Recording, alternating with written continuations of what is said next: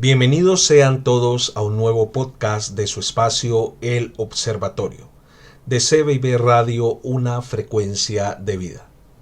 Escuchábamos Sublime Gracia en la interpretación de la orquesta asiática Sol Sol Sub Es.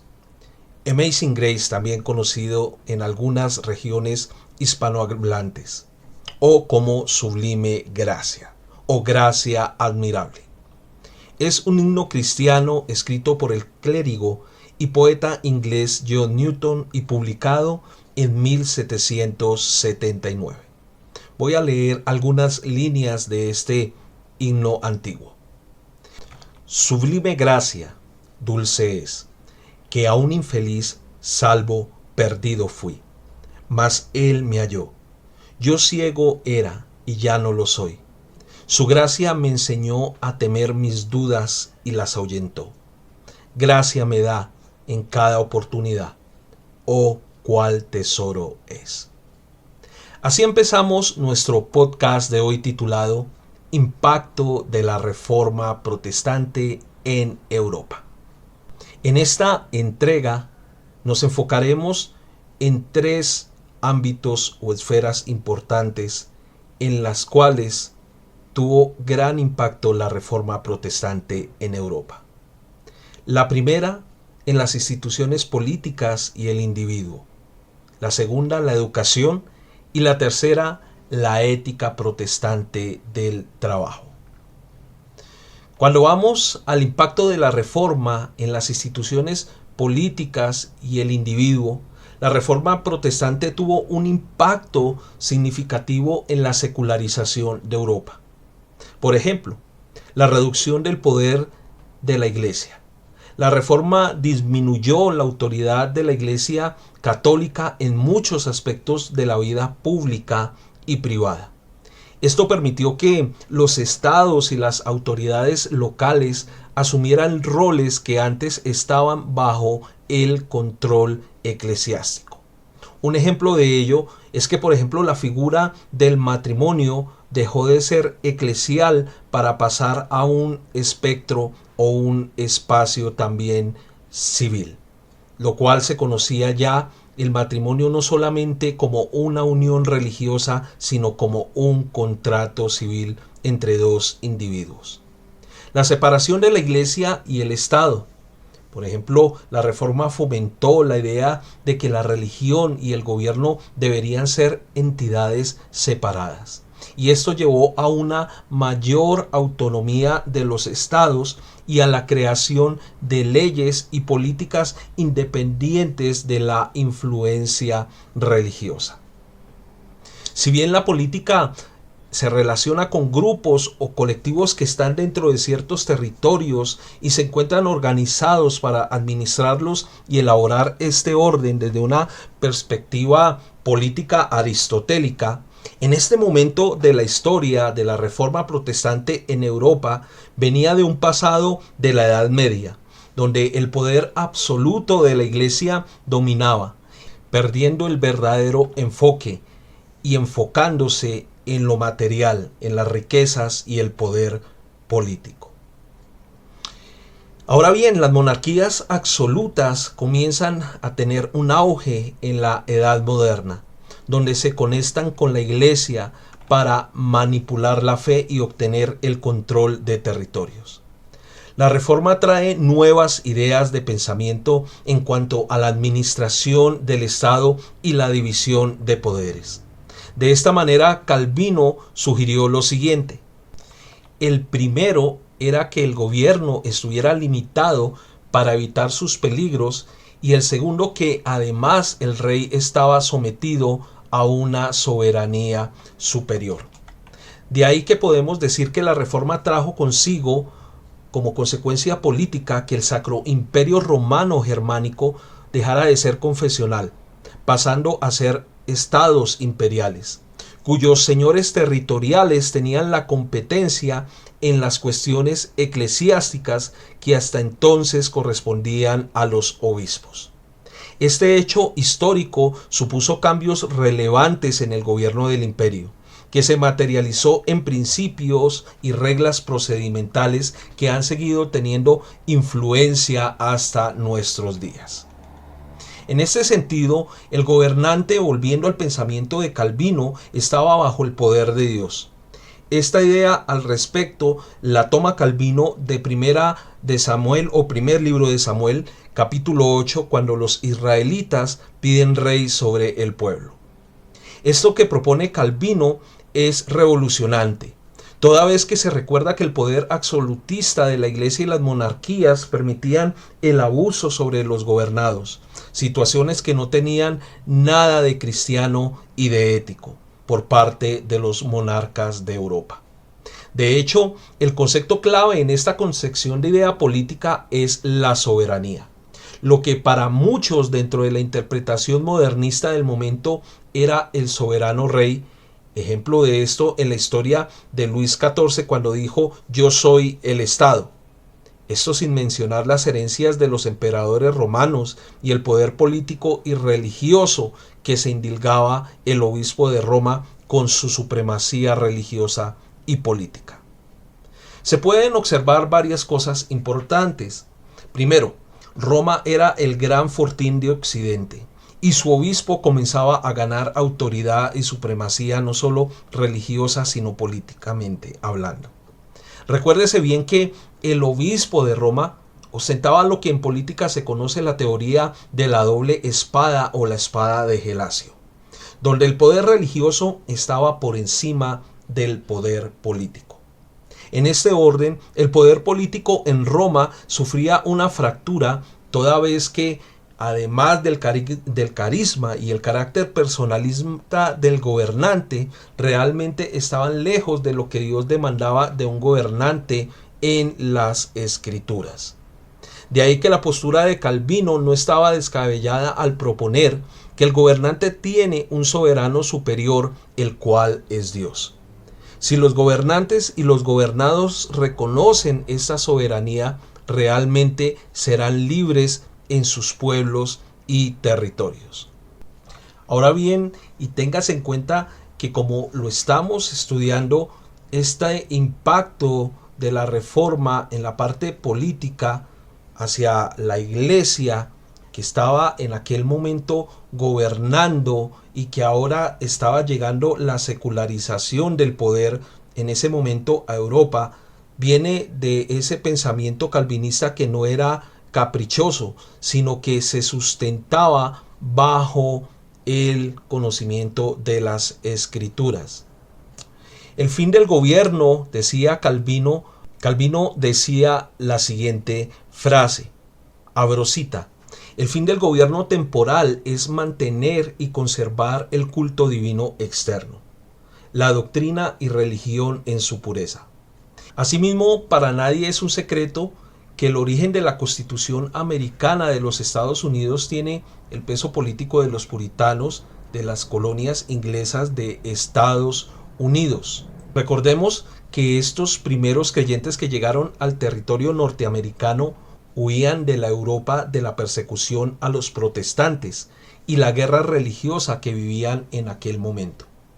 Así las cosas, vale rescatar tres aspectos importantes de esa Constitución. El primero, el freno y contrapeso. El segundo, la separación iglesia-estado. Y el tercero, la formación de un Estado republicano bajo una Constitución. Lo anterior con la gran influencia del pensamiento político y de Estado de Calvino, que los puritanos insertaron en la Constitución americana. Así las cosas, nos podemos dar cuenta que la herencia de la Reforma en la política en Europa es monumental.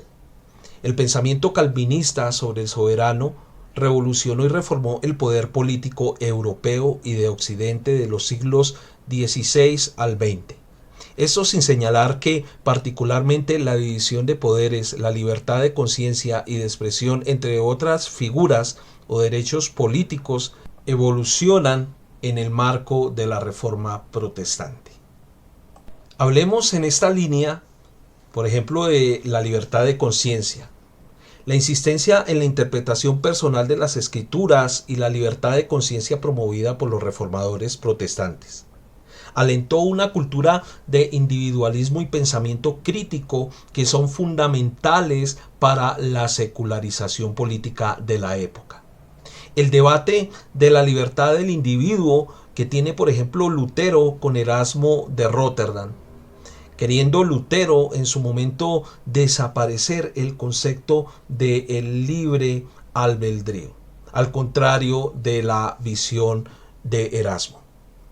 El reconocimiento de los derechos de la persona que emanan de su dignidad es un aporte del cristianismo a lo largo de su historia. Estos principios son recogidos por los grandes teólogos de la mismísima Edad Media. Pueden encontrarse fundamentos de la idea moderna de la libertad religiosa. Los principales textos internacionales reconocen hoy en día la libertad religiosa, ideológica y de conciencia. En efecto, la Reforma proclamó la libertad de conciencia en la Iglesia y frente a la Iglesia de manera clara y suficiente, que es lo que ha permitido que en muchas cartas constitucionales se encuentren estos postulados como derechos de amparo o fundamentales. El segundo impacto de la Reforma protestante en Europa fue sobre la esfera o ámbito de la educación. La educación en el mundo de Martín Lutero era solo para las clases más altas de la sociedad o para los pocos elegidos por la Iglesia quienes se convertían en clérigos. Las clases medias y bajas eran en su mayoría analfabetas, incapaces de leer y escribir, y por lo tanto podían ser manipuladas por el clero y la élite. La gente no podía y no debía aprender. La aristocracia y la educación iban de la mano y era inconcebible pensar que las masas pudieran aprender o que se les diera la oportunidad de aprender y leer. Lutero estaba interesado en la educación porque sus padres velaban con gran esmero por la educación y el gobierno de sus hijos. Procuraban instruirlos en el conocimiento de Dios y en la práctica de las virtudes cristianas. Hacían esfuerzos sinceros y perseverantes para preparar a sus hijos para una vida piadosa y útil.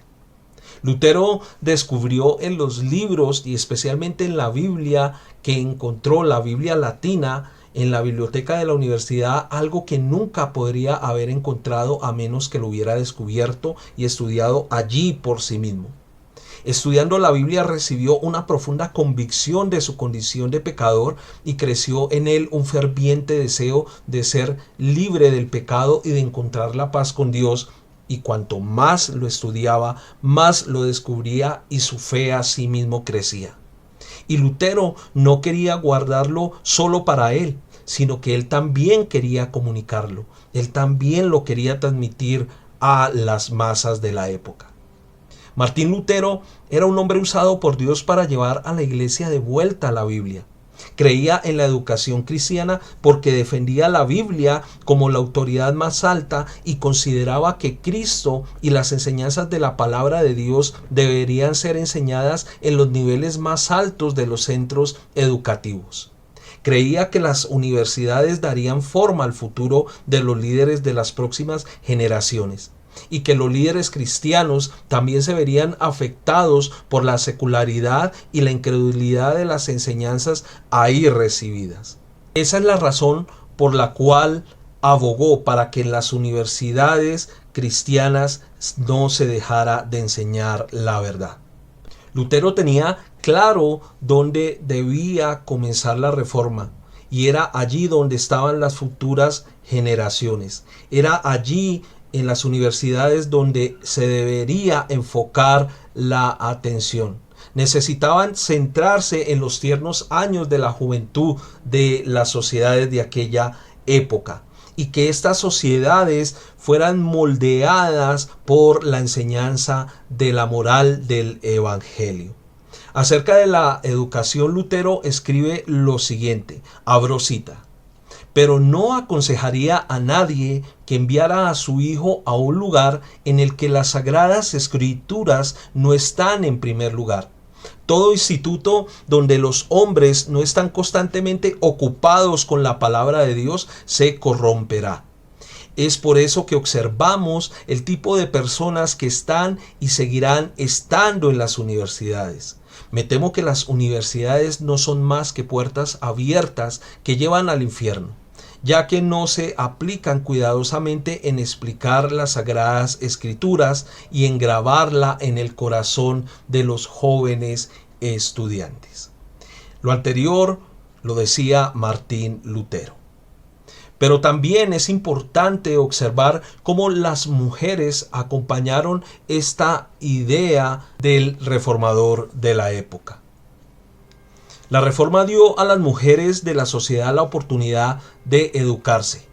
Fue Lutero quien predicó por primera vez la importancia de la educación para las mujeres. Como resultado, la cantidad de niñas protestantes que asistieron a las escuelas en comparación con las niñas católicas fue de 9 a 1. La educación de las mujeres para Lutero significaba que las familias tendrían la Biblia en casa y ellas podrían leerla a sus hijos. De esa manera, las normas cristianas darían forma al mundo en los años subsiguientes. Creía que la educación no comenzaba en las escuelas o universidades, sino en los hogares. Fue de esta reforma cristiana protestante que nació un nuevo concepto de la educación. La alfabetización para promover la piedad también nació de allí y viene de allí.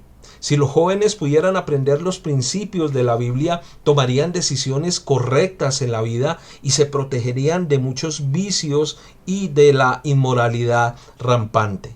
Al mismo tiempo, la educación ampliaría su comprensión y juicio y vivirían en paz los unos con los otros, siguiendo lo que dice Dios en su palabra. La educación cristiana significaba para Alemania el progreso, y asimismo comenzó a significar para Europa pensamiento de independencia, o tal vez esa libertad del pensamiento y éxito que comenzaba a forjarse como una de las grandes banderas enarboladas por la Reforma protestante. El analfabetismo mantenía a la gente en la oscuridad y no eran capaces de pensar por sí mismos o aplicar el conocimiento en todos los niveles de la sociedad. Esto significaba que el éxito no era del país, sino era el éxito del pensamiento reformado que comenzaba a dejar su bandera en cada estado o país de Europa. Ahora bien, cuando nosotros comenzamos a seguir ahondando en ese tema de la educación en el marco de la reforma protestante, encontramos una serie de principios que siguen aún vigentes en nuestra época.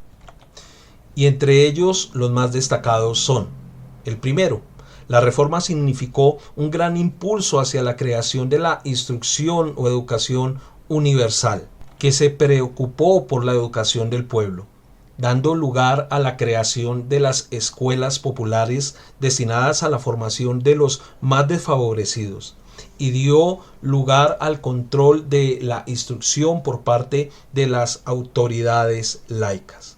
Un segundo principio es que el protestantismo cambió la manera de pensar en la sociedad, tanto en los aspectos políticos, teóricos como en los educativos. Los objetivos de la educación habían cambiado y la enseñanza era diferente, y se había creado un marco político administrativo nuevo. Y tercer principio, y no menos importante, es la universalización de la educación, llegando al pueblo, haciéndose obligatorio y secularizada, además de nacional, lo cual se unió lo religioso con el ámbito real. Lutero se oponía a los métodos constrictivos y violentos, es decir, al castigo físico. Uno de los aportes a la pedagogía era la necesidad que los niños encontraran en el estudio el placer máximo de ir a la escuela. Felipe de Melanchthon, amigo y colaborador de Lutero, fue también capaz de establecer un equilibrio educativo entre las tendencias realistas de Lutero y las representadas por Erasmo de Róterdam, más formal y preocupada por la elegancia y la armonía literaria. Se le debe a Melanchthon el primer plan que hubo de enseñanza gracias a su obra Reglamentos Escolares. Y este pedagogo tomaba a los niños directamente de la casa paterna para así distribuirlos en 3 niveles. El primero era que los niños aprendían a leer, escribir los elementos del latín. El segundo nivel era que se daba el estudio de la gramática y se leía a Esopo, Plauto y Terencio. Y el tercer nivel, el último, era que estaba destinado a los más hábiles y mejores preparados. En esta etapa las lecturas eran de Virgilio, Ovidio, Cicerón, y estudiaban la retórica, humanidades y dialéctica. Así podemos ver cómo fue de importante y de interesante el impacto de la reforma protestante en la esfera de la educación. Y llegamos por último al impacto que tuvo la reforma en el trabajo. El concepto de la ética protestante del trabajo nace acuñado por el filósofo alemán Max Weber. Es un concepto usado en sociología, economía e historia que se basa en la noción de que el énfasis calvinista en la necesidad de trabajar duro como componente atractivo explicaría el por qué los países de mayoría protestante han triunfado económicamente. Según el calvinismo, el trabajo duro y el éxito personal son señales de estar en la gracia de Dios, ideas ya presentes en el pensamiento de Lutero. El motivo por el que Max Weber relacionó el protestantismo con el desarrollo económico tiene bastante sentido, si se observa el contexto económico mundial de su época, a principios del siglo XX. Por ejemplo, el mundo germánico y anglosajón, especialmente Estados Unidos, Reino Unido y Alemania y Escandinavia, estaban viviendo un desarrollo inmenso a diferencia de otros países de Europa. Antes de la irrupción del protestantismo y sus múltiples corrientes, Europa occidental era mayormente católica. La visión clásica dentro del catolicismo es que para conseguir la gracia de Dios y obtener la salvación es necesario que buenas obras en vida se hagan, ya sea ayudando a los desfavorecidos o no cometiendo delitos ni pecados. Seremos, según la doctrina católico-romana, buenas personas, merecedoras de buen trato divino, y así entraremos en el reino de los cielos cuando se muera. No obstante, esta visión es contraria a las Escrituras y fue sustituida en varios lugares de Europa. No es que el protestantismo esté en contra de las buenas obras, sino conforme a como lo enseña la doctrina católico-romana, es errada a las sagradas Escrituras. Lo que menciona y señala las Escrituras es que nuestras obras revelan y muestran nuestra verdadera fe, y no que por medio de las obras obtenemos la salvación. ¿Por qué? Porque la salvación es un don de Dios para que nadie se gloríe, como lo dice el apóstol Pablo. La tradición calvinista desarrolla el pensamiento de Pablo en cuanto a la salvación por gracia que encontramos en el Nuevo Testamento. Así las cosas, el protestantismo y su visión frente al trabajo es diferente a la del catolicismo. Para el protestantismo, el trabajo no es un castigo ni es consecuencia del pecado de Adán y Eva. De hecho, la Biblia enseña que el trabajo estaba presente antes que Adán y Eva cayeran en pecado. Dios ordenó a Adán a trabajar en el huerto de Edén, y esto antes de que ceda a la tentación a pecar, como lo reveló las Escrituras. Eso es lo que tenemos en Génesis 2:15, donde leo lo siguiente: tomó pues Jehová Dios al hombre y lo puso en el huerto del Edén para que lo labrara y lo guardase. Max Weber identificó varios principios claves de la ética protestante que según él contribuyeron al desarrollo del capitalismo moderno. El primero, vocación y trabajo. Weber destacó la idea protestante del que trabajo es una vocación divina. Esto significaba que el trabajo no solo era una necesidad económica, sino una obligación moral y espiritual para el creyente. Segundo, ascetismo secular. Los protestantes, especialmente los calvinistas, practicaban un ascetismo secular, es decir, una vida de disciplina y autocontrol en el mundo. Evitaban que el lujo, el despilfarro y el materialismo los gobernara, reinvirtiendo sus ganancias en sus negocios y comunidades y ayudando a los necesitados. Tercero, la racionalidad y organización. La ética protestante promovía una actitud racional hacia la vida y el trabajo. Esto incluía la planificación, la organización y la eficiencia, elementos esenciales para el desarrollo del capitalismo. Cuarto, la ética del ahorro. La frugalidad y el ahorro eran valores centrales para el calvinismo. En lugar de gastar en placeres inmediatos, los protestantes ahorraban e invertían, lo que facilitaba la acumulación del capital. Y quinto, individualismo y responsabilidad personal. La ética protestante enfatizaba la responsabilidad individual y la rendición de cuentas personales.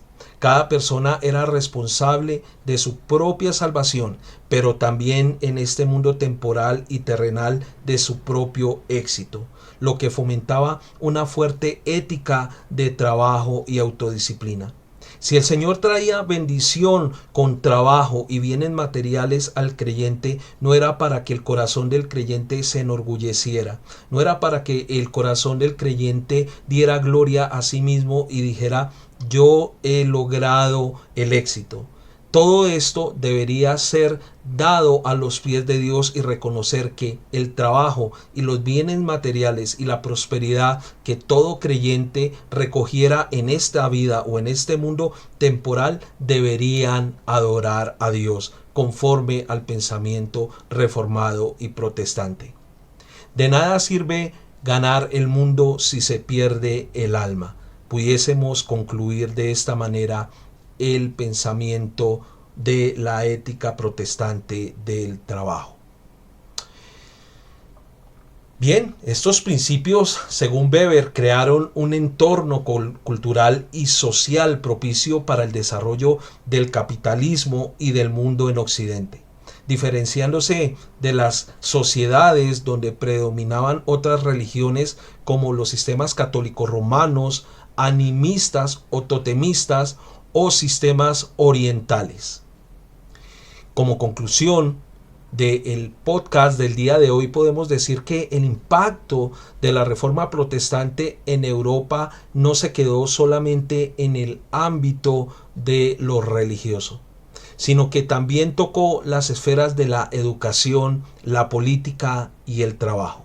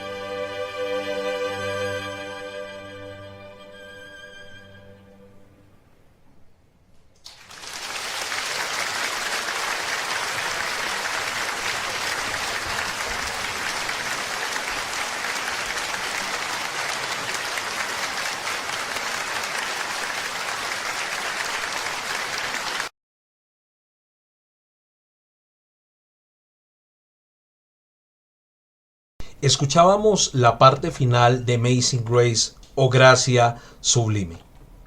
Gracias por acompañarnos el día de hoy en nuestro podcast del Observatorio, en nuestra serie de la Reforma Protestante 2024. Ya saben, suscríbanse a nuestro canal de YouTube CBIB Radio y en Facebook estamos como Frecuencia Vida CBIB-Radio. Gracias por acompañarnos de nuevo y nos veremos el próximo 30 de octubre con la última entrega de esta serie de la Reforma Protestante. Un saludo y feliz día para todos.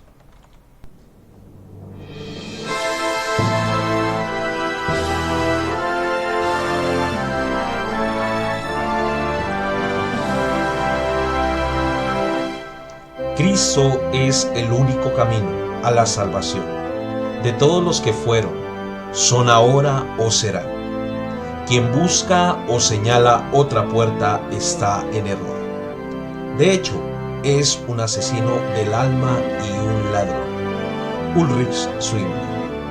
CBIB Radio, en el mes de la Biblia y la Reforma Protestante, presenta en su podcast El Observatorio la serie especial Comprendiendo la Reforma Protestante, un estudio y análisis del movimiento reformado del siglo XVI.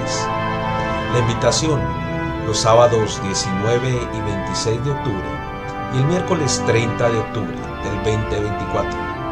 Ya saben, no falten. CBIB Radio, una frecuencia de vida para el mundo.